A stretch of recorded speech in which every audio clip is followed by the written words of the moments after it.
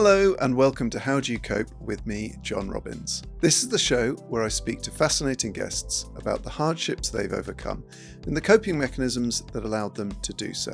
Today's guest is our final guest of the series, and it's the musician and actor Kate Nash. Kate shot to fame in 2007 after gaining considerable attention on Myspace. Her debut album, Made of Bricks, went to number 1 in the UK charts, and the following year she won the award for Best Female Solo Artist at the Brits. Kate's slingshot into the spotlight led her to having a breakdown one night whilst touring in Germany. She started suffering from panic attacks and developed symptoms of OCD. A few years later, whilst living in LA, she realised that her manager had misappropriated her money to pay for his wedding, leaving her almost bankrupt. Increasingly critical of the music industry, Kate turned to crowdfunding to pay for her music, and in 2024 set up an OnlyFans account to subsidise her touring losses. Do follow Kate Nash on social media for a big announcement coming soon. Kate has worked as a musician in many different ways, and in our conversation we spoke about the differing pressures that come from operating as a young star, an independent musician, an actor and an employer. We talked about moments in her career where connecting with her body had a huge impact on her mental health.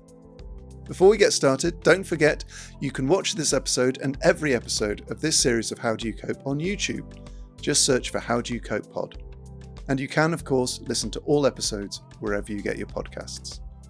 For more information, or to let us know your reflections on this series, head to howdoyoukopepod.com. But for now, here's our final guest of this series, Kate Nash. I do hope you enjoy our conversation.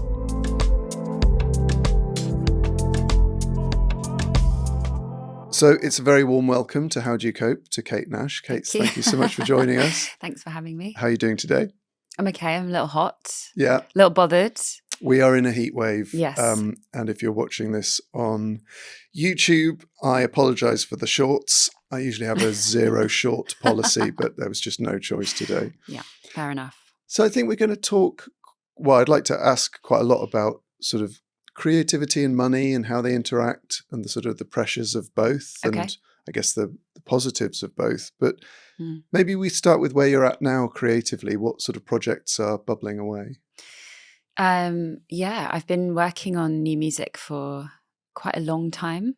As a project that's very important to me.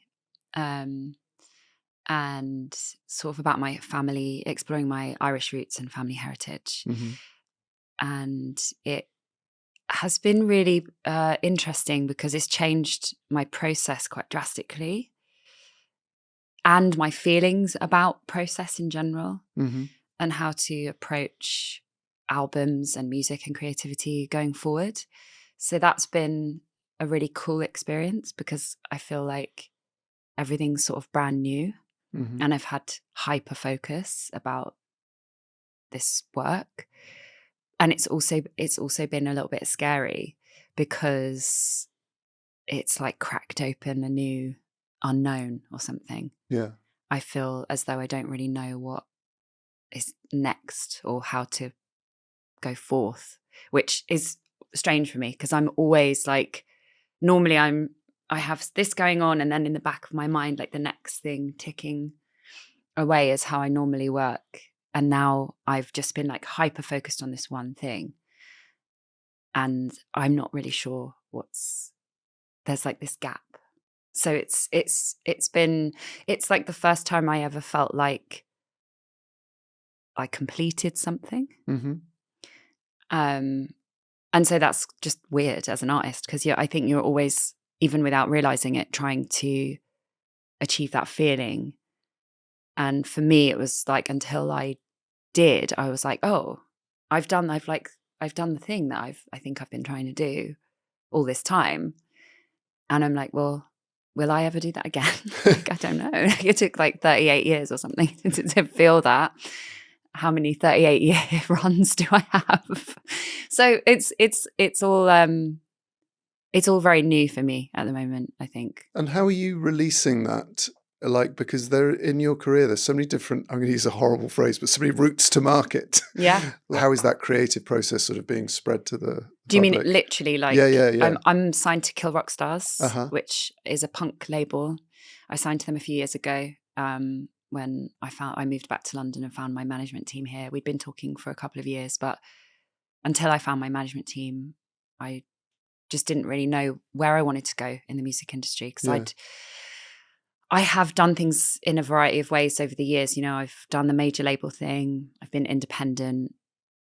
I was independent for 12 years. I went completely manager free. I got rid of like everyone on my team at one point to just see how that felt. And then I started talking to people again, and I was like, I really would love to have good management. And getting good management took 18 years, and it was the best thing that happened to me, because it just changed.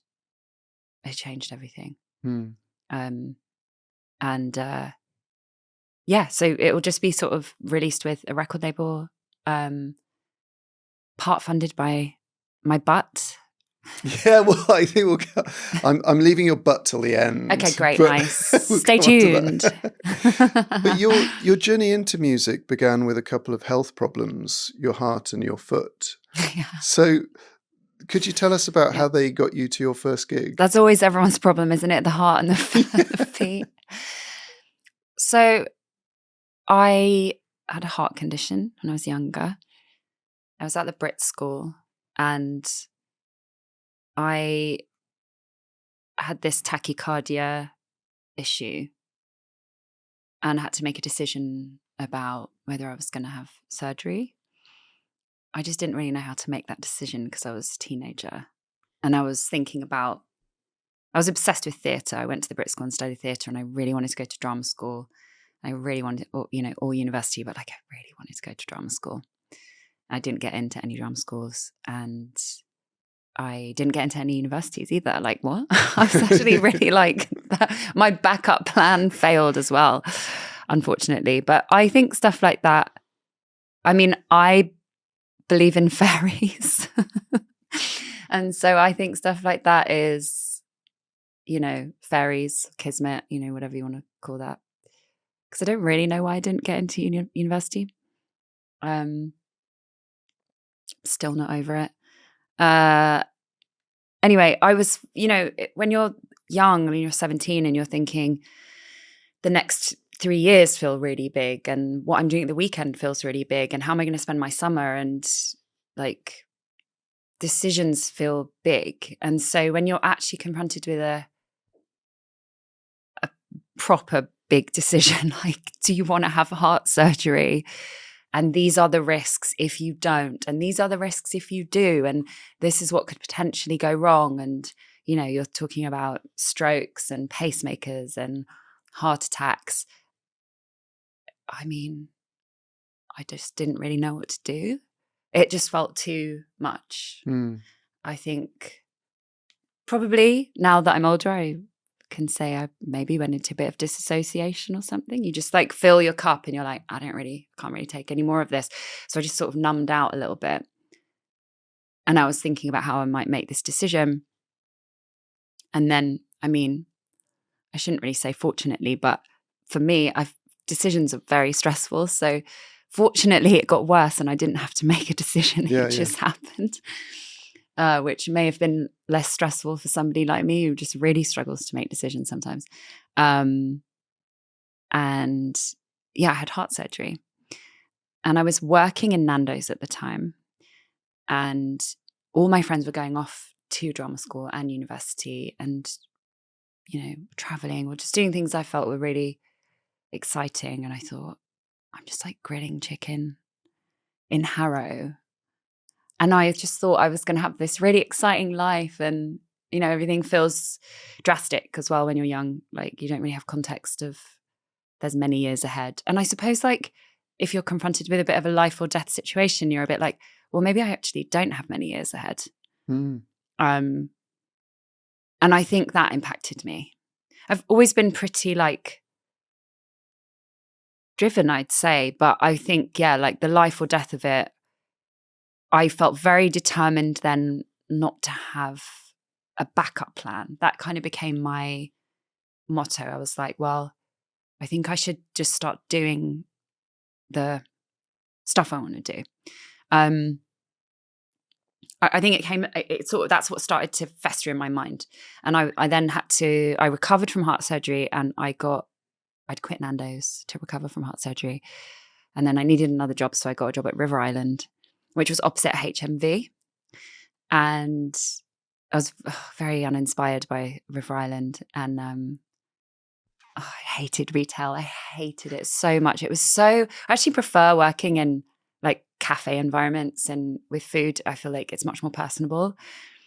Retail's so intense. It's so weird. I had such a similar experience to what you're describing. I didn't get into uni the first time. Yeah. And went to work in the Virgin Megastore. Did you? And all my friends were like, gap year, uni, having an amazing time. And I'm like peeling 2-for-1 stickers off copies of Coldplay albums. You just feel so left behind. Yeah.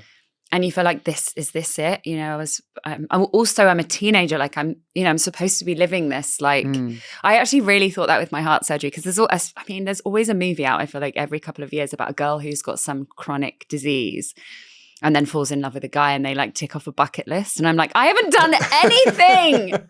Like, what am I? I'm supposed to be like riding on a bike with like no hands and like, I don't know, in a hot air balloon or whatever. I'm just like working in Nando's. But yeah, so I got my job at River Island, and I was very uninspired by retail. So anyway, I would go on my lunch break over to HMV and spend all my wages on buying CDs. And I was at this, I'd gone to the Brits and I discovered bands, and, I got into like Peaches and the Smiths and Joy Division and Jimi Hendrix. And I then was like going to HMV and thinking, well, I know of this band, but I don't know their music. And I would just buy any cover that I thought, I've seen this or I recognize it. I probably should know this if I'm into music. And I bought this CD. It was the Buzzcocks, and it was just like a hits. It wasn't even like a record, an album. It was just like a bunch of the hits. And that kind of changed everything for me when I bought that record, because I put that on when I got home in my Sony silver CD player, which I loved. And I was also carrying a Discman at the time. And I was just like, oh, this is really cool, because they're just talking about their life, and it's quite mundane, and it's quite poppy, and it's really simple, and it's really interesting to me. And I thought, maybe you don't have to be this poet, I think before then I thought you have to be like a Jeff Buckley or a Patti Smith or something. And I was like, well, maybe I could just be Kate Nash and like working in River Island and just talking about whatever the hell's going on in my life, which is pretty boring. The Buzzcocks made me feel like that being boring could be interesting. It's the mundanity, that's when I started getting into punk music. And I went to Spitalfields Market, and I said to a guy, there was like a vinyl market on Wednesdays, and I was like, I know I really like punk music, but I don't know anything about it. It's like, but I love the Buzzcocks, and like, can you like teach me? And he just showed me all these bands, gave me all these records. And yeah, punk music really unlocked me thinking, I can just be myself, and maybe I should just write about my boring life. And that made me understand the beauty of the mundane in art. And yeah, I then broke my foot. I got my final, I think I'd got to like the third round of the Bristol Old Vic Drama School, which felt like the holy grail of drama schools, and it was like incredible to have got into this third round. And because they only accept like 2 people a year or something, Anyway, I got my final rejection letter, and I fell down the stairs and broke my foot. And then I really was crushed, because that was like my last hope. And it was the reality set in of like, this year ahead is now just River Island, and what am I going to do? Like, my mum was always like, you got to work hard at school. And I felt like I did work hard at school. And yeah. And then I had this 6 weeks at home where I was quite sad, and my parents bought me my first electric guitar. And I just started messing around on GarageBand. It was that era. It was like GarageBand was just suddenly on Macs. So what year would this have been? 2006. Okay, yeah. So you got like, if you had a laptop, you had GarageBand, and MySpace had just started to, I guess 2005. I guess I got it at the end of the Brit School, but I just had like a personal one, and I was like, I'm going to make a music profile, and this is where my thinking, I still have this this sort of, I guess it's like magical thinking or something, or I strike these deals with the universe. And I was like, I've got 6 weeks at home with this cast on my foot. And I was like, I'm going to sit up, I'm going to make demos on my computer. And in 6 weeks, when my foot is healed, I'm going to go to my local bar, which was Trinity in Harrow. I know they have bands play there. And I'm going to give a demo to the promoter, and I'm going to try and book a gig. And as soon as my foot's healed, and then I'm going to go live with my music, Myspace profile, which all felt very scary. But I'd basically gotten to this place with the broken foot that gave me this time period. It was like a countdown to like, you've got 6 weeks at home, and like, what's going to happen at the end when your foot is better? Like, what are you going to do? What are you going to do? And also, I suddenly felt with the knockout of like, you're really not going to drama school, you're really not going anywhere. Being scared, it was like, well, I'd rather be scared than bored. You know, I can't just sit at home. I cannot just do River Island for a year. If doing a gig terrifies me, well, that's like at least interesting. And so, yeah, when my foot was healed, I walked into the local bar, and a guy called Pierce Grady, who was at my primary school, actually, a few years above me, he took my demo, which was like a CD in a handmade like paper envelope where I put like www.myspace.com/Kate Nash music, gave it to him. And he gave me my first gig, which was April 13th, 2006. If my maths is right, you did your first gig when you were 19, and by the time you were 20, you had a #1 album. Yeah. It sounds like a dream, but also I guess is that a trajectory you would wish on anyone? I suppose I don't make wishes on people. Yeah. I don't really know. I guess what I'm saying is like, you know, if I was sat in bed with a broken foot thinking, right, okay, I've got 6 weeks to make a demo, and in a year's time I've got a #1 album, I'm thinking there's no downsides to that. But it must have been an extraordinary shift and change in your life. Yeah, I just think these things happen. And this was a window of time. I guarantee this happened because of MySpace. I think I slipped into this mainstream lane because it was a really exciting time to be making music. And there was no one in charge. So record labels weren't in charge. Radio people weren't in charge. There were no algorithms.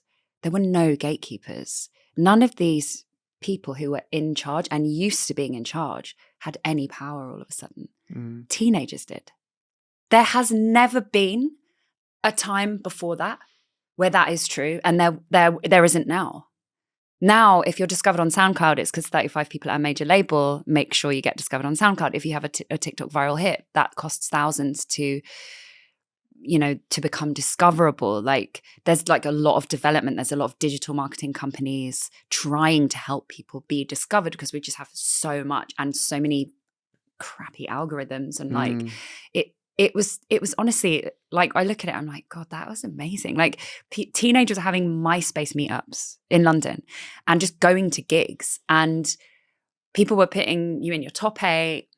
And then like, I had like lawyers messaging me and venues messaging me and major record labels messaging me, agents, like all just in my MySpace inbox. There was they had no control. I mean, what an exciting time. And because of that, loads of us and like the people of that era, we slipped into this mainstream lane that like not all of us really belonged. I don't really think I belonged in that. But I got there, and it all just happened really quickly because it was an exciting time. It was a scene, it was kids like putting on club nights and all kind of playing shows together. It was like me and Jamie T and Florence and Dev and like,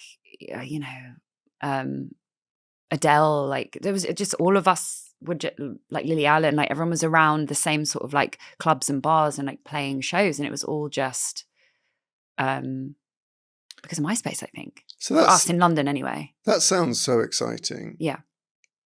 But that must have put very new pressures on you.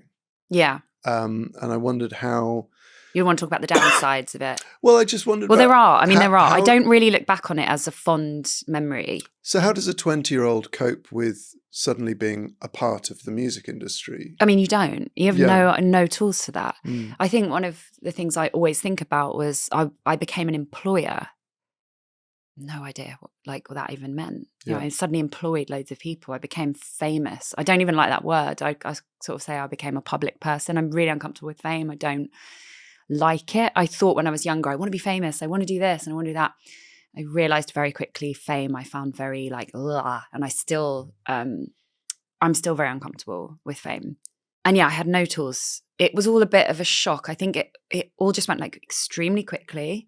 I had people representing me that were exploiting me. I had people spending my money. I had people making decisions for me. I had no idea they were making decisions. I had no control over my schedule. I was worked like a donkey. I was making these men in their 40s. I still making them a lot of money. So could you explain to the listeners and me, often you hear musicians say, you know, I had this big hit, I signed this deal, I kind of didn't realize till X number of years later that this person was getting all the money. Could you actually give an example of how that works, or what you mean when you say that you're an employer, but yet also your money is being funneled off by other people? Well, what does that look like? I had management, and I was I felt like I look at it now and I think it was unhealthy. I was like this little pet. I remember my manager gave me a pet name. Almost like I had nothing to do with that pet name too. I found a Christmas card from him and I was like, oh God, I forgot about that. And I'm like, why did he give me that? It had nothing to do with me. It was almost like I became this little, not a girlfriend, but something that was his pride of oh, I discovered her, And I didn't realize I could say I'm in charge. So when he filled the guest list with his ex-girlfriends or girls he wanted to have sex with, I could have been no, but he had employed the tour manager who he had the relationship with the tour manager. And, I didn't really have that knowledge that I could actually choose my own tour manager or find somebody else. And decisions were made oh, I'm playing Hammersmith Apollo, so we're going to get all this stuff made for the stage. And I was like, oh, wait. And you have to remember, I'm 19, 20, I'm in Australia, and then I'm in London, and then I'm in Germany, and then I'm in constantly touring and doing interviews.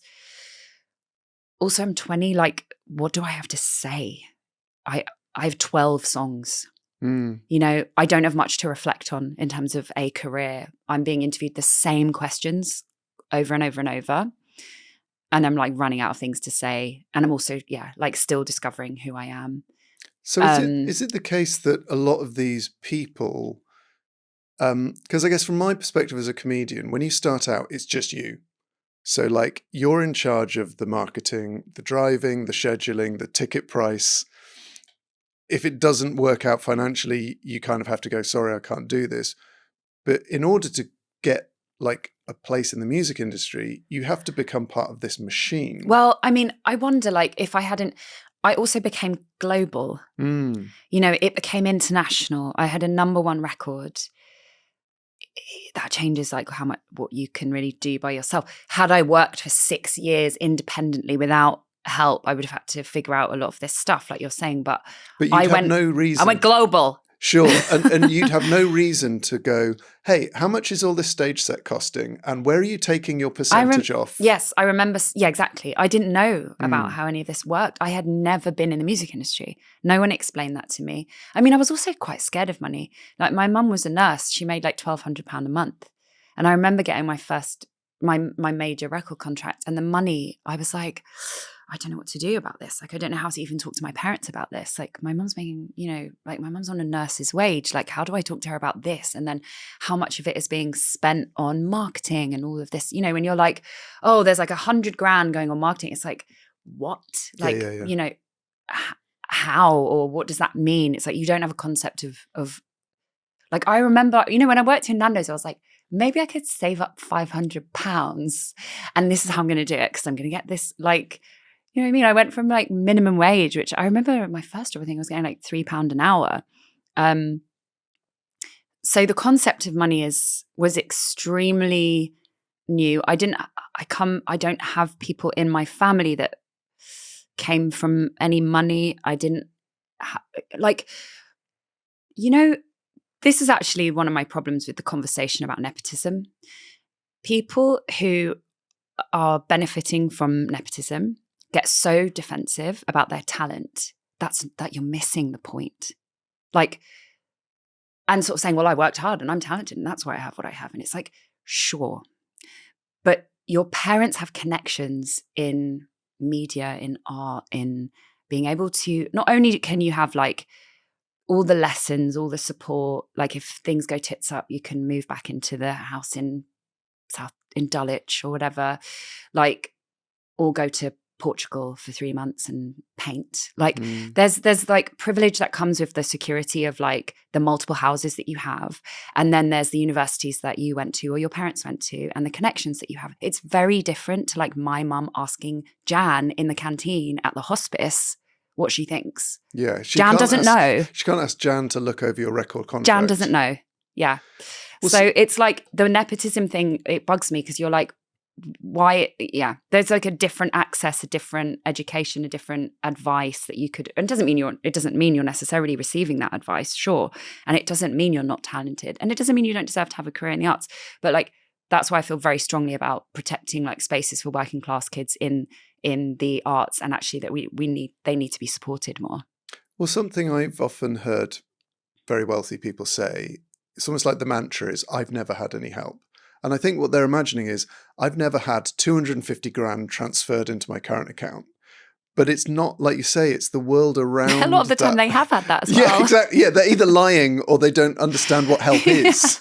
Yeah. And also, like, we've all had help. Yeah. Like, we've all had help. I don't really believe in, like, a solo artist. Like, that I couldn't do what I do without all of the help that I have around me from my band, my management, my label, my like friends, my parents going, you know, okay, yeah, you can move home if stuff goes wrong. Like it doesn't, we all receive help. Like no one's doing anything completely by themselves. That's a lie. And everyone has moments of luck and coincidence. But if you're surrounded by people who work in that industry, those opportunities for luck and coincidence are far more frequent. Yes, exactly. You're much more employable if you've got like a famous parent or, you know, because also people are looking for things that is marketable and has a story and has like everyone's trying to make sure something kicks off and goes well. And so it's like a good bet if you have these things in your past. But, you know, I'm getting into a bit of a different conversation there. But do I wish it on anyone? Come back to that question. I'm not going to wish anything on anyone. I think that like,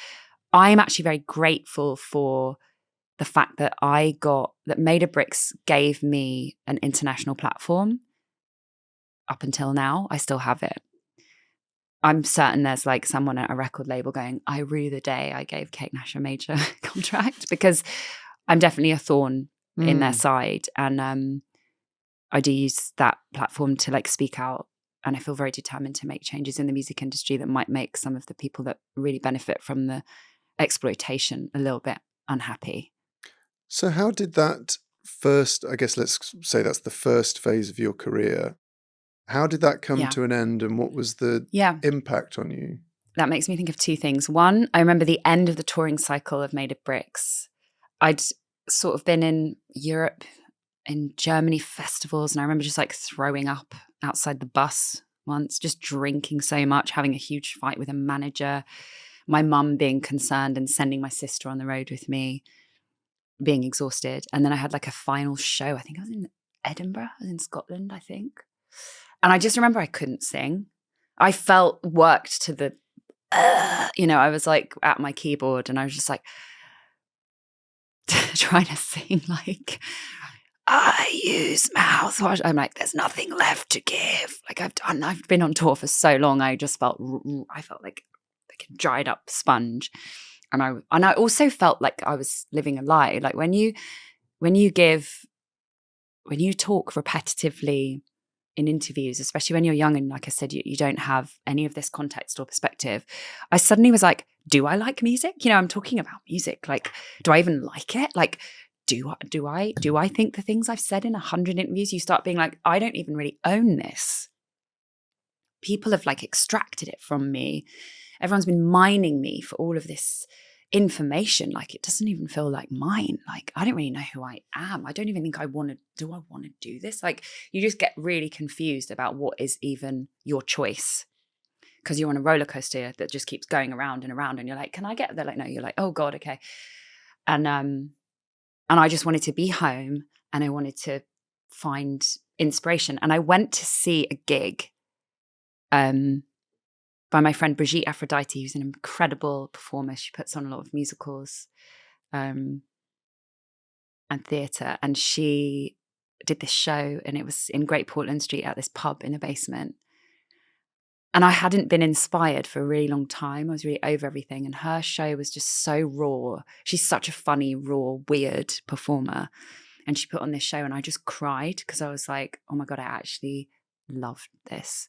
And I do want to perform, and I do want to, you know, when you get inspired, it kind of reminds you, oh, this is something I care about, you know, and it sort of made me reconnect with it being my thing.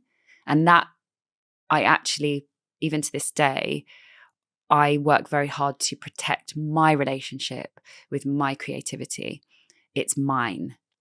And that means sometimes that, like, there's things I do just for me to nurture that relationship that isn't even things people necessarily know about or see. Like, I don't market it or put it out there. Like, I nurture my private relationship with creativity because I need to keep it safe.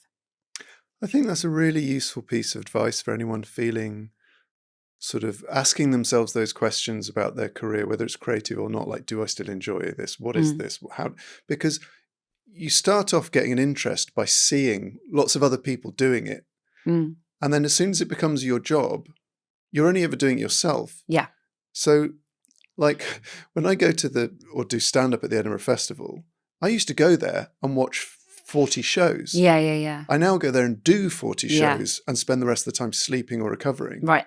So actually forcing yourself to get out and go, I'm just going to go and see something. You have to. It's so You important. have to go and see stuff, and you have to, especially as you get older, because I think that, like, that's part of getting older is, you know, if you're not like listening to music, it's or seeing gigs, I think this is what, there's a danger of becoming like grumpy and like and I just listen to podcasts, or I just, you know, I don't have that. It's like, it has to be an acceptance. Like, you're not 20. You're actually not the target audience.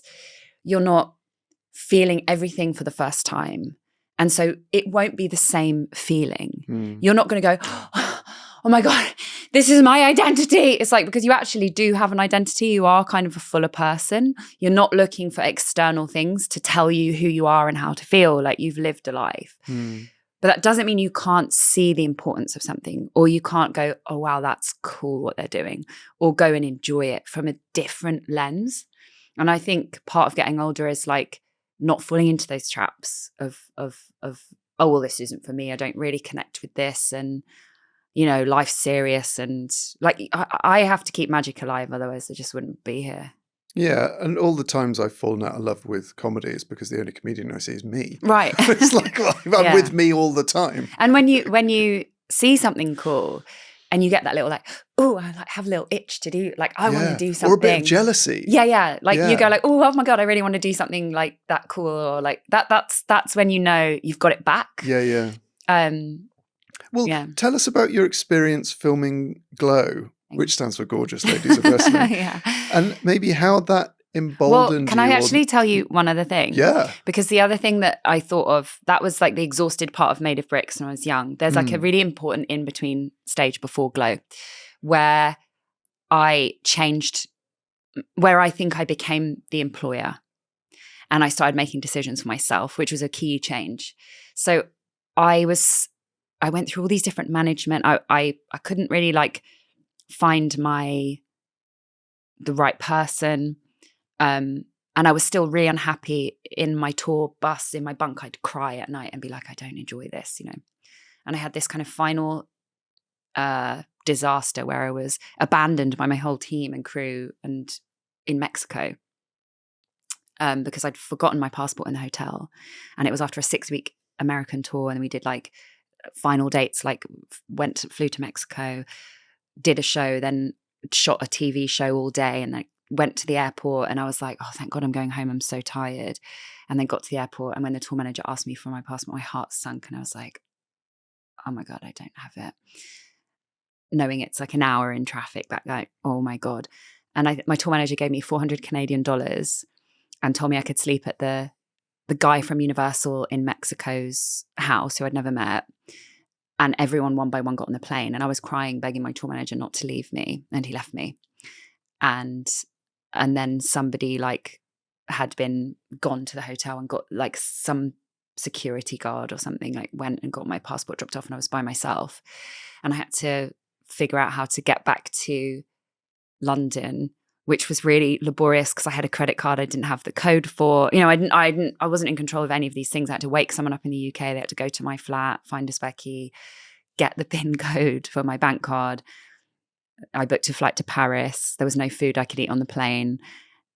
There was like no meal. I don't know, but is that still a thing now? Can you like not book a meal? So it was like I just remember being like, all I had was like a piece of bread or something from Mexico to Paris, and then I had to get the Eurostar to King's Cross, and it was just so long. Oh, and I got home and I remember thinking, I'm really unhappy and no one's here for me. No one has my back.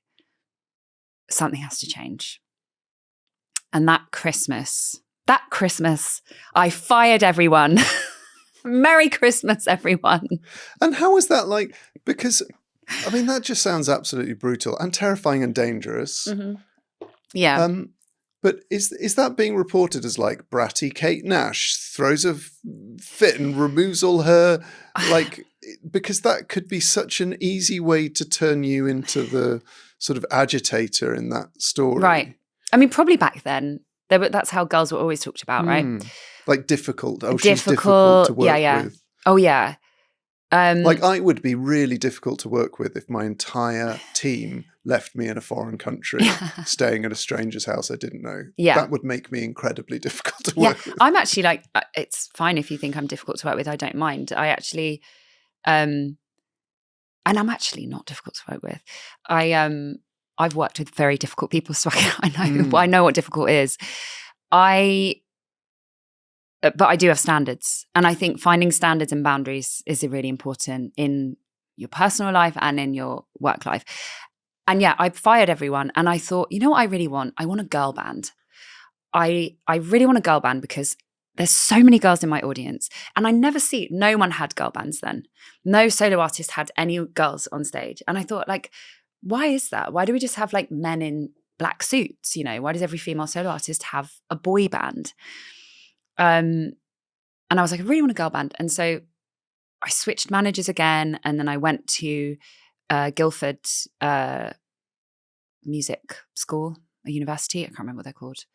And I interviewed students, all female students, and I got a girl band. And they were like out of uni, so excited.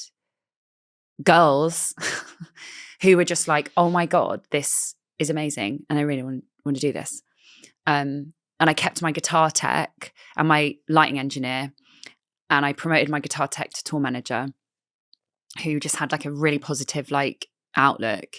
And my lighting engineer is like one of my closest friends, and those two people still work with me today. And two of the people I met at the university are still in my band. And all of a sudden, I went out with these like young girls and people that just were like, this is actually really fun and a great job. And we really like you. And they supported me. And touring became the dream that touring can be, which is like ridiculously fun. And people like helping me, people actually like having my back. Oh my God. It's like the first time you have a relationship. If you've been in bad relationships and then you get like a partner who's like nice to you, you're like, oh my God, this is so weird. And also I found like, I mean, when I started in stand-up, you might be lucky if there was a woman on the bill. There would never be two. And when I started doing TV, like panel shows, there was always one woman, but never more. And I've always noticed that when you fill the space with more women, the dynamic is just so much more joyful, but also the treatment of individual women changes massively. Right. Because they're no longer this focus And I wondered if you noticed different, you were treated differently by the music industry or the sort of broader team when there was more than one woman in the room. Well, I did get dropped by my record label. Right. Okay. But that was good. That was a blessing. Yeah. That was a major blessing. Not at the time, but it's really one of the best things that's happened to me. Thank God I got dropped.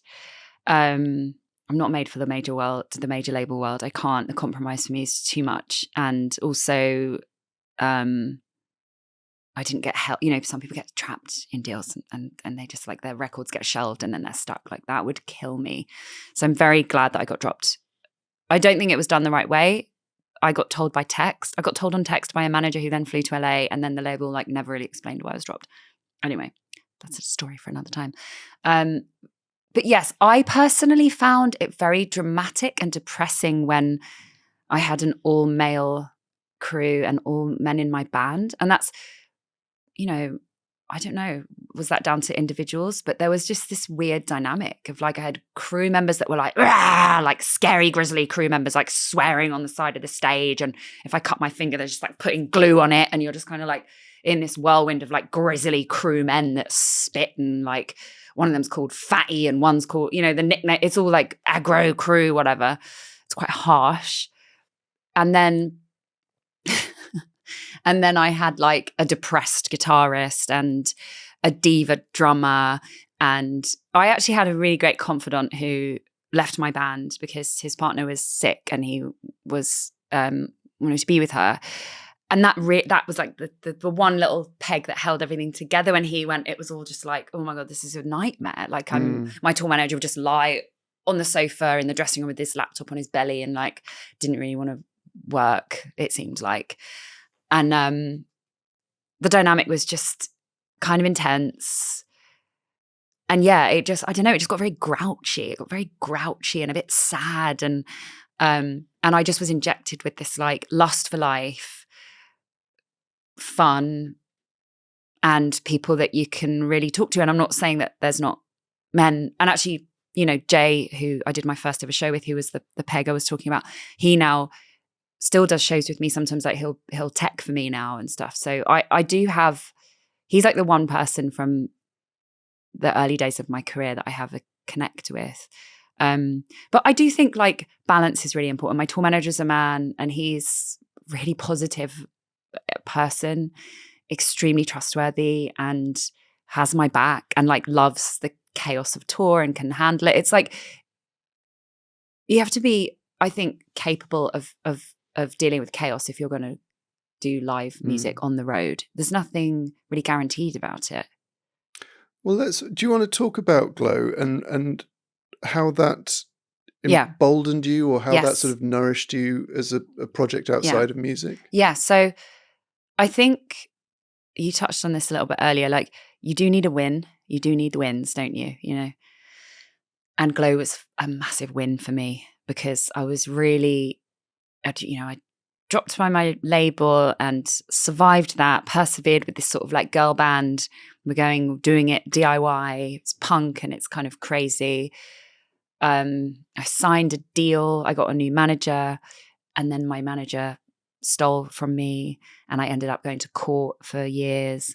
And I just sort of felt I was back down in the dumps, you know, with really no support from the industry. I felt very rejected. All my peers that kind of came up with me, and we sort of had the same trajectory. I mean, now they all play arenas, and I don't. But I think that's another interesting area where coming from financial stability or wealth is really helpful in terms of legal action.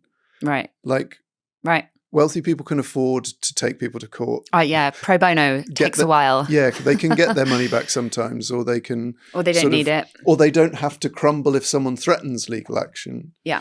So that must have been quite a stressful experience. I had to sell my flat because I was dealing with like it was just a nightmare. It was a nightmare. And my self-esteem was very, very low at that point. And I'd had like lots of turbulence in my personal relationships. Like I had very problematic boyfriends, and everything was just stressful and not And I just kept coming up against these hurdles. And I just felt like I was in the gutter. Do you know what I mean? I felt a bit like, where do I go from here? I can't actually afford to keep doing this. And then I got Glow. And I'd been like back and forth in LA, and I went back to LA and I started training to wrestle with 14 female comedians, basically, and Chavo Guerrero, who's like a legendary Mexican wrestler. And I still feel like I won TV. I don't think you could pitch me a TV show that would be, in my opinion, a greater concept than Glow. It's like the 80s wrestling, all-female group of misfits trying to make it. Like, we had to learn to wrestle. We got physically fit. We did our own stunts. It's the 80s, so all the scenarios. I mean, the 80s plus wrestling, it's like any scenario that the writers wanted to come up with is possible because it is in those worlds. You know, it can be completely insane and you can still get it in an episode. It makes sense in the 80s in wrestling. And I laughed every single day.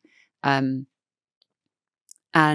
I suddenly, it was a big change in loads of ways because it was like a connection with myself physically I'd never had, with fitness and strength. And Chavo was so amazing. He was the unlikely best coach we could have ever asked for because he's not like politically correct. And he's not, you know, he wasn't like trained to be around like a group of like women, but he just was like the best coach ever. And it hit to him, like it just came naturally to sort of build us up with confidence. And he was really proud of us. And he taught us how to be like bigger and take up more space. And just our body parts were like if Chavo's wrestling with you, he could be like in the armpit and then all of a sudden you're in between his legs and he's flipped you over. Like you're just kind of like, I like surrender to Chavo. Like wrestling Chavo is the best thing ever because he's so brilliant that he'll do whatever he wants with your body. And your body became these like pieces of meat that just help the thing happen, which was so cool. As a woman, you just very rarely feel that. Like your body is so many things and the world is projecting onto you constantly like a political message about what your body is and what's legal about it and what's like unsafe and what you should do and how you should do, like what's perfect and all these things that you're like constantly being like project from the age of like 13 basically. And all of a sudden I was like, oh, my body's the thing that just gets this thing done. And then I get to look really cool and have fun with my friends. And my confidence just went up because also women, like being around women, and we'd learn a stunt and someone would get something that they hadn't been able to get. And everyone would be like, yeah, like there's just so many like uplifting memories. I'm still friends with those girls and I got to act and I got to be part of when I'm in music, I'm like the captain of the ship, or I'm the maker of the pie. I am in charge for how the pie is going to turn out. And I'm like getting the ingredients and putting the pie in the oven and then being like, okay, how's the pie coming out? When I'm on Glow, I'm one of the ingredients. And I was like, oh, I love this. Like I'm just an ingredient and everyone else is like making this big pie and I get to be part of the pie. And then also I was like, oh, there's the director, there's the creators, there's the executive producer, there's the AD, there's my union, there's my manager. Like all of a sudden, like there's all these people and there's a meeting here about this and all the girls know, oh, we're going extra time. And like, they know how much that they're going to make if we go over by 2 hours. And I'm like, oh, this is all very new. Like, we work illegal hours.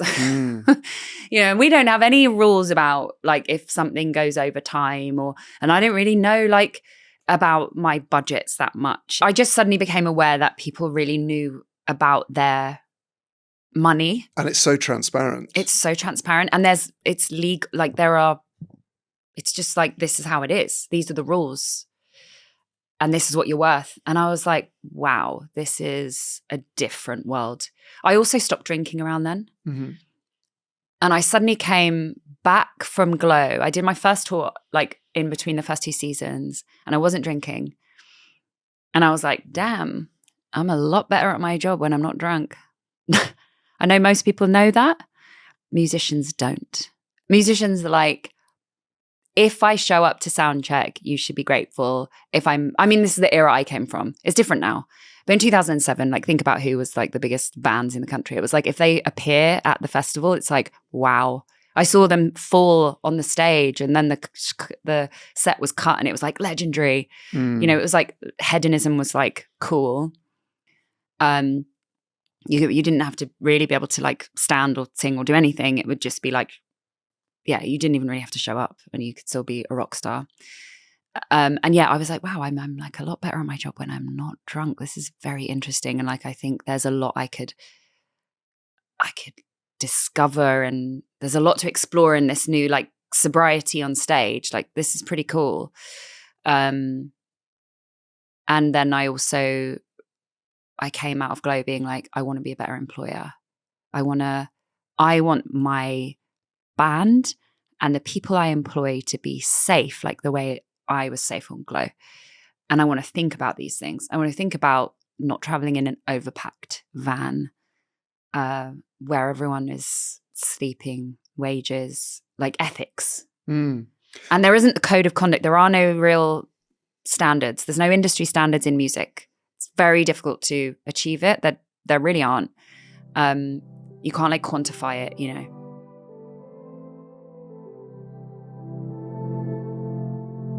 So maybe we could segue via that thought to your butt. Yes, which great. We've teased earlier. Let's do it. Because those standards and some of the ethics do have a financial cost. Yes, they do. If you want a bigger tour bus, or if you want a hotel, suddenly the budget goes up.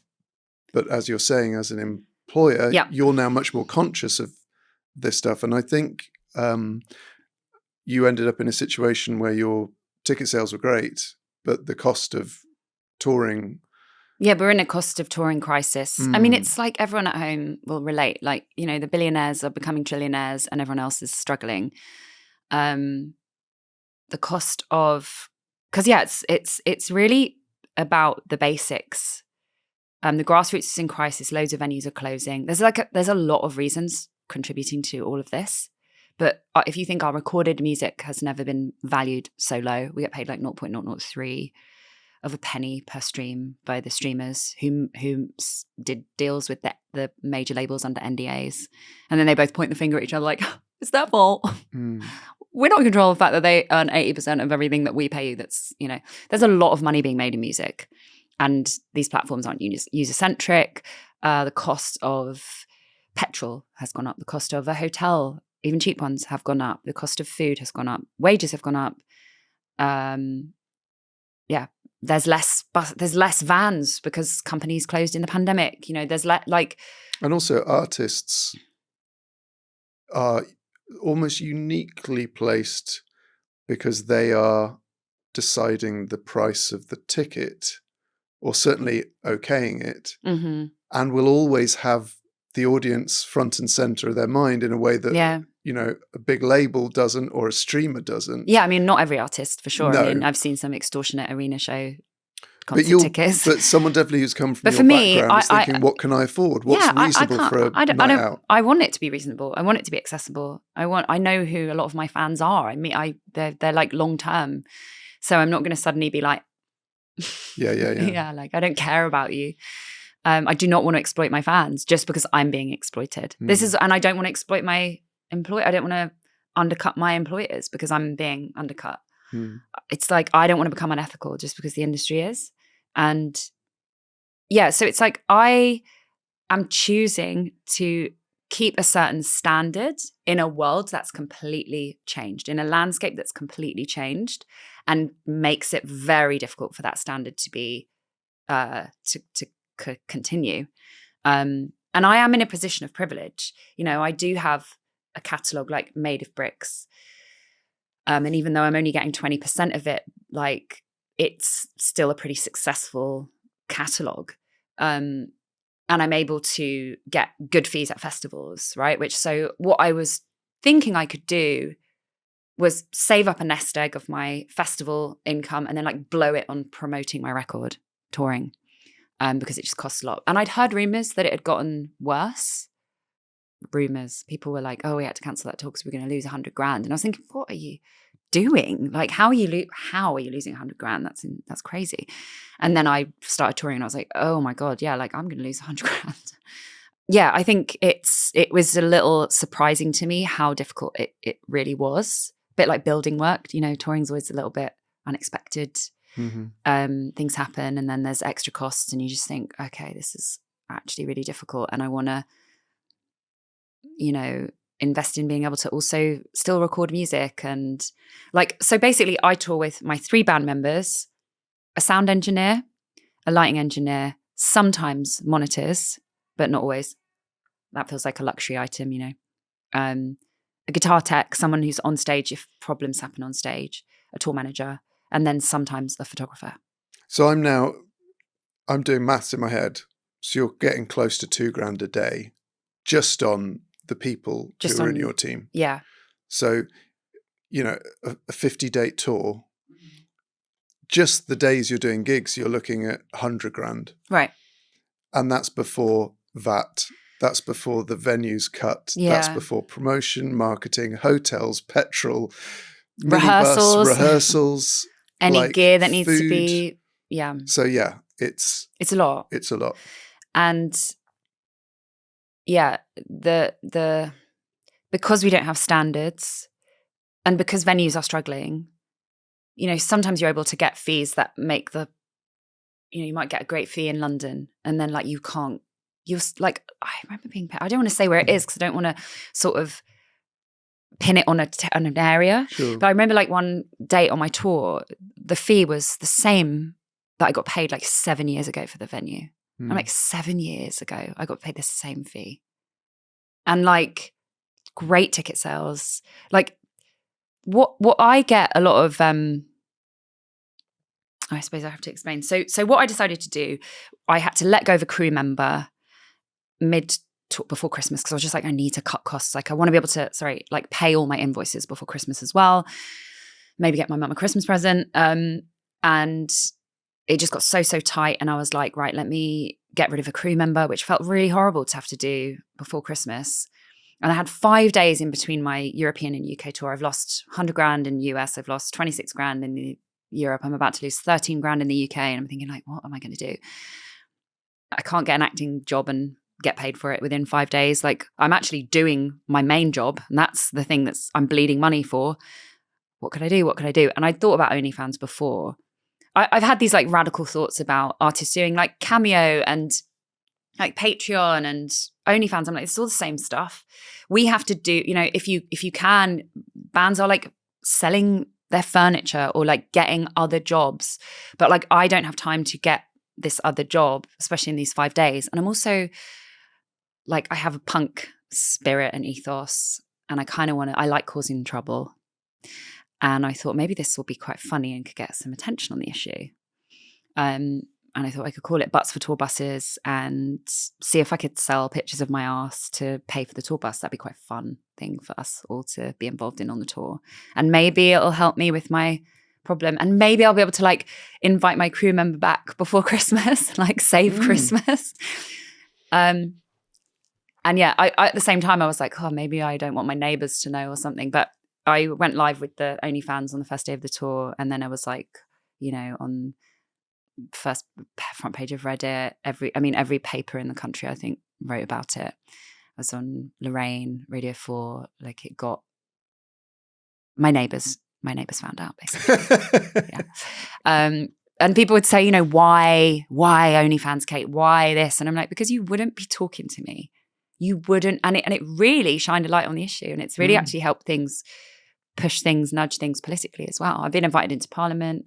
I've been invited into Belfast City Hall. I've been invited back to Parliament. I'm being taken seriously because there's some, members of the public who maybe don't know anything about my career since Foundations. It's fair enough. That was my commercial hit. And so their commentary would be oh, you've had one hit, love, it didn't work out. You know what I do if I didn't if it doesn't work out, you get another job. And it's no, I'm a career artist. I do have a career. And whether you like my music or not, this is actually quite an interesting issue and something that we should pay attention to, especially if you come from like a working class background and you think that people from working class backgrounds deserve to also be musicians and that art shouldn't just be a club for the rich, because I should be able to make this work. And you need disposable income to be able to do it. I do have some disposable income because of Made of Bricks, because of my commercial hit. I'm not delusional. I'm playing venues that like I can sell out. You know, I have an audience. I have millions of streams. I sell thousands of tickets. I'm ambitious, but I'm not going like beyond my means. And I'm keeping it like at a standard that I think 20 years in, with the cultural impact that I've made, with the fan base that I do have, is like a standard of a show and a human band, for example. Like I believe in musicianship. I don't want to just have backing tracks. I want to put on a show with musicians. That should be possible. I should be sat here saying it's better for younger people now, but I'm not. And that's the problem. And that's why it matters that if I can't make it work and I have disposable income already just from my catalogue, but then I also need more disposable income from selling pictures of my arse, something's up. And something is seriously up. I'm really interested in this sort of the interaction between money, fame, and creativity. Because do you think people, when they're saying, you know, you had a hit, it's not happened, so give it up, do you think they're confusing celebrity with creativity? Because yeah, I mean, are they saying you were on my radar and now you're not anymore? Yeah. So you can't be a musician anymore because I would have heard about you. Right, exactly. But that's not what a musician is it? It's not really even their fault. I would say I was in this commercial pocket where, yeah, people may be listening to Radio 1, or I don't even know anymore because there's so many different, what are people listening to now? I don't know. But if you're just sort of getting music from the commercial places and you're, you know, probably listening to like Radio 5 in the morning or like podcasts or whatever, and you're not 20 anymore. And like I was saying before, you're not like connecting with, I don't know. Or if you're just in that pocket of commercial, yes, I'm not like lowly young. I'm not like a young new artist, and I'm also not in arenas, but I do have a career. It's not the public's fault that they haven't been involved in the past 20 years. There's no way they could be at the same scale because I didn't have that money to let everybody know that I was playing Shepherd's Bush or whatever. Like, you know, I didn't have $100,000 to spend on marketing every year that I was still touring. So I'm not angry with, am I angry? I'm a bit angry. I'm not angry with people not being involved for the past 20 years. I'm a little bit angry that they need to, but this is a different problem because this is the internet. And I'm like, everyone needs to just shut up and get off the internet. Seriously, like switch off all comments. Everyone is kind of stupid. Like we are in a state of perma-adolescence. We're in a serious global crisis of perma-adolescence where grown-ups are the worst behaved people on the internet. And they're all like, oh, the children, save the children from the internet. I'm like, you need to be slapped on the bum and be taught how to use your phone. Because like if you think about the written word and how we've revered it, like for years, just think about the written word. The history of the written word is really fascinating to me. It was like cave paintings, carving in stone, having to like turn a tree into paper, ink in a feather, like even a typewriter, learn how to use a typewriter. You can't make mistakes. To then computers, to now phones. We have no respect. It's like we revere it and we have no respect. There's no consequence. There's no thought. And adults are just spewing like diarrhea thoughts all the time. And it's also like, mate, like shut up. Like you don't actually need to publicly comment all the time. It's actually better if you just think and then talk with your mate about what you think. Like it doesn't matter and publicly, like what are you leaving? Like what's your footprint? I'm so embarrassed for people. I'm embarrassed myself. Like what have I left out there? You know, like I just think comments and publicly commenting on like every issue is just so unnecessary, but it's become our norm. And yet we don't realize we're acting like teenagers. And like I said, the worst people online are the grown-ups. But that's another kind of separate issue. I don't think it's like everyone's fault that they haven't been there for 20 years, but like you don't have to care about me. You don't have to like my music. You don't have to be involved in this journey. But if you think art should be accessible for all people, which if you don't think that, like we're just really different people. It should be. It's gonna, and I'm so already starting to see how music's become this club for the rich, and that people will be like, "Oh, I'm gonna try this hat on right now," and all of a sudden I'm like at a major festival. I've never played gigs before, and I've just made an album with someone really expensive, and it's like la la la, this is fun, and there's a pipeline there that's gonna, like, we're gonna have emptiness. Development is important. Touring makes people really good at what they do. The best bands, our most important artists, have cut their teeth at grafting and developing their skill, like anyone else who works a job, and then you just kind of get better at it the more you do it. Development. We're like erasing this passageway. Process is really, really important, and I just sort of think it's like, it stresses me out thinking like how empty some of this like important stuff is going to become. And if you don't have culture, what do we have? Just like a metal city where you just buy stuff. And also I think like people do think that art is what they are sold. So it's what they see on their Netflix screen, it's what they hear on their radio station, and anything else is sort of like almost a folly or a sort of an indulgence. Whereas, for centuries, art had no real relation with income. And we should have choice. Yeah. We should be thinking. We should connect. Like, connection's really important. Inspiration, being moved by something. We shouldn't be letting these corporations just have a little countdown and just shovel some like shit that into your mouth that you're just like, nah, nah, nah. Like, that's not what our evenings are for. That's not what our life is for. Yeah, it worries me. Stresses me out. Is there a sort of a connection between OnlyFans and Glow in how I think there is. It changed your relationship with your body, and by getting more into your body, your mental health changed? Would you say that was... I definitely think getting into my body changes my mental health all the time. Exercise is really important to me actually now, in terms of, I have this very like anxious, loopy, OCD brain. I struggle with emotions. I do. I'm very sensitive. I'm very emotional. I'm very sensitive. And yeah, like doing pretty like hardcore exercise, I think is quite good for me. Wrestling really like it kind of hurts. It's very physical. You're using every part of your body, and it just takes you out of your head, which it's such a relief to be out of my head. And then, my body's a tool in my work. And sometimes that's being naked. I've been naked on Glow. I've simulated sex on TV. I've done fashion shoots. I know how to use my body for entertainment purposes. And I also know how to tell a story with my body. And my body's on the internet. Like, my body's in photos that I didn't consent to all the time online. I'm on a stage. I'm above people. Like, people see my body at all these different angles. I'm not always in control of what they're like witnessing. And as a woman, I'm like, well, now I've got to worry about meta glasses. Like, people are just going to take secret pictures of me on the tube. Like, if I see a pair of those glasses in public, I'm literally going to snap them in half, because I think that should be illegal. But that's neither here nor there. So you must feel that switch between vulnerability and empowerment.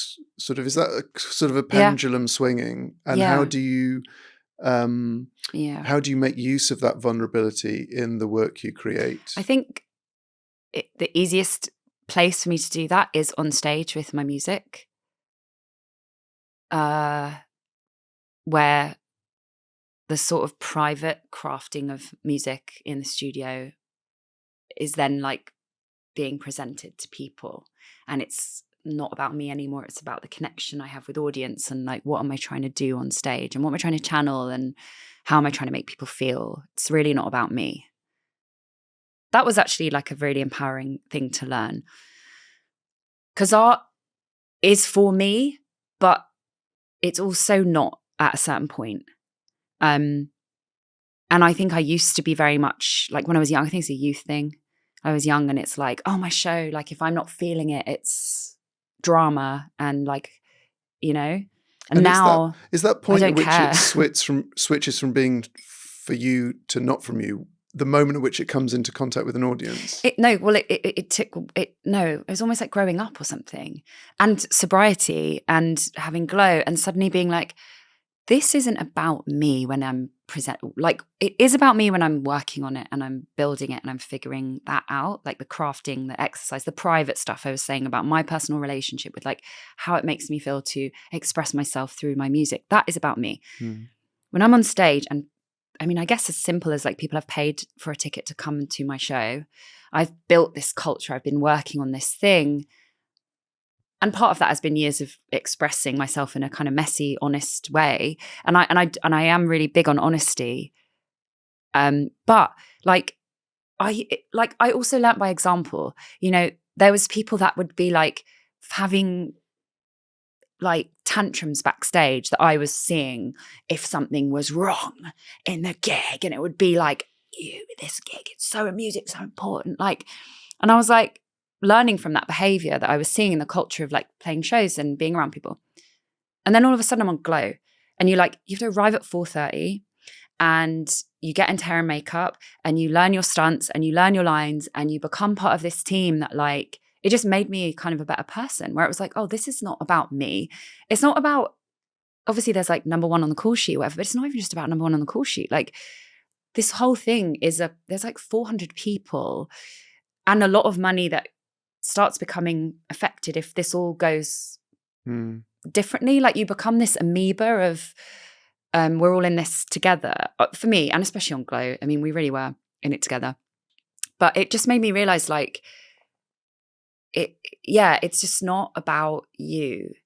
There's a greater good in this. And actually that is really, if you can get there, if you struggle with like, you know, the sound was bad, so I'm going to have a tantrum afterwards. Like if my sound, as long as I can hear the drums and stay in time, I care about things being good, but stuff goes wrong and I'm not going to make the audience suffer because I'm suffering. Do you know what I mean? It's not about me. If I feel sick, if I feel I'm not really in a good mood, if I'm like got bad news, or it's like, how can I channel that? How can I like take care of myself, obviously, but channel it and still put on a great performance, because it's not about me. It's about this audience, this culture. I'm building this connection. And actually it made me a much better performer. So how, with OnlyFans, how that is about you, but is there an element of that, I don't know whether it's the selection of the images or the selection of the shots or the poses or what you're wearing, there is a meeting of the creator and the audience there. Yeah. I mean, the most direct meeting that you can get. Yeah. But like you're saying, like Cameo, like Patreon, this is where things are headed. The creator is now in much, much more control. Yeah. I find it like it's got this punk ethos to it. And there's a simplicity. It's very easy for me to do. And so like, would you prefer the music industry was more like OnlyFans? I don't know about that. I have lots of issue. I mean, it does make you go, wow, I can make like, with much less fans, I can make much more money. And that platform is still making millions. So like, why can't we do that in music? It did make me think that. Much less. I have much less fans on OnlyFans than I do Musically. I can make a lot more money. And it's not because sex sells. Music sells. Music contributes a lot of money to the economy every single year. It does. It's just not being distributed fairly, and we don't have user-centric platforms, and there's a lot of corruption and exploitation. Because for my Spotify subscription, I could have a monthly subscription for 20p to 50 different artists. Exactly, and it's not like the artists that you listen to. No. Yeah, so I think like, I like the simplicity. I actually find it, you know, people that get up in arms about it, the way I view the world, like, because I don't want us all to have to do Cameo, and I don't want to have to do OnlyFans. I think like I should just be able to do that as a woman if I choose, and, you know, whatever I want to do with the money is my choice. That's fine. But I don't want to do TikTok. I don't want to do video diaries and like weird dances and sell myself as this entity. I have more of a problem with people that like post pictures of their kids online. I'm like, you're talking about me being a bad influence. Like, do you know like that your child's identity could be stolen? You do, because we know the reality. Like, we don't really know what like, we know the people in charge of these apps are corrupt. We don't really know what the consequences are, but it's all like fine to do that. That's what I mean about adults need to get, they're the addicts. They're the ones acting irresponsibly. And like me selling pictures of my body, it's like, sure, I exist naked in the world. Like, and as an entertainer, it's like, for me to sell my entire personal life as a brand is more damaging. That would be much more damaging, because my personal life and who I am, who Kate Nash is at home, is like actually not for sale. But sure, I'll sell you a picture of my ass. I mean, that's just too good a line to end, not to end on that. I guarantee that's going to be clipped up on Instagram. So I apologise in advance. But Kate, thank you so much for joining us. That's just been such a fascinating conversation. And thank you for having me. Wish you all the best with a large upcoming project. A very exciting project. Thank you so much for having me. Kate Nash there. What a fascinating conversation that was. And Kate will be joining me again on Thursday for our final gratitude list of the series, where she'll be sharing the 5 things she's currently grateful for. I'll save my gratitude and thank yous for then, but it goes without saying that I'm incredibly grateful to everyone who's listened to this past series. If you want to send your reflections on any of the amazing guests I've spoken to, then you can get in touch by emailing hello@howdoyoupcopepod.com. You can also find us on Instagram and TikTok at How Do You Cope Pod. How Do You Cope is a significant production. See you on Thursday.